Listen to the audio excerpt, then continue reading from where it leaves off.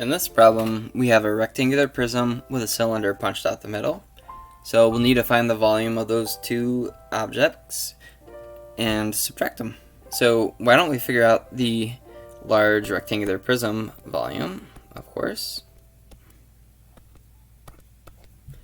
So it's 4 by 4 by 6, so we can do a multiplication on that. So 4 times 4 times 6 equals 96. For the cylinder that we're going to punch out of the shape, it has a radius of 1,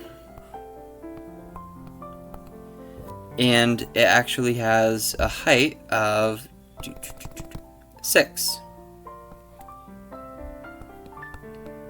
So to find the volume here, we'll just find our nice little area, and then go ahead and multiply by that height of 6.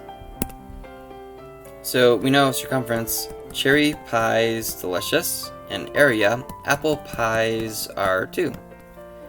So the area for this circle of radius 1 is just pi times 1 squared, or 1. So pi times 1 is just pi. The area here is pi. And now the volume of the full cylinder is that area times the height of 6, also known as 6 pi. Now, when all is said and done, we have 96 for the big rectangular prism minus 6 pi for the cylinder. Now let's use a little calculator to help. Let's do 96 minus 6 pi. I'll just do times 3.14.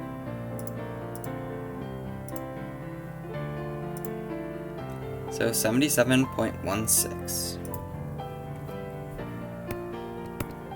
roughly.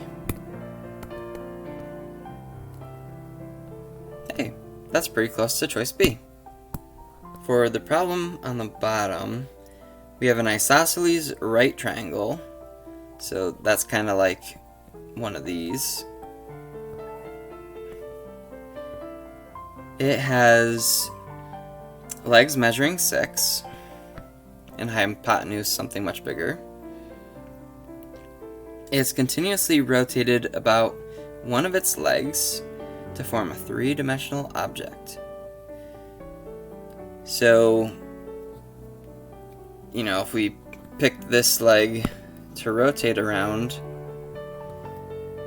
we would go whoop, that would swing out front, and then swing back to make a big old circle, and we'd have smaller circles up top and smaller, and then the tippy top would barely go at all. So this would be a cone.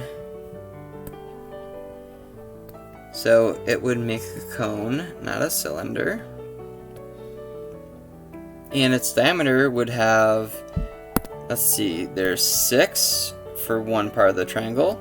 Then we flip it around, there's a second 6. So 2 6s would be 12. Choice D.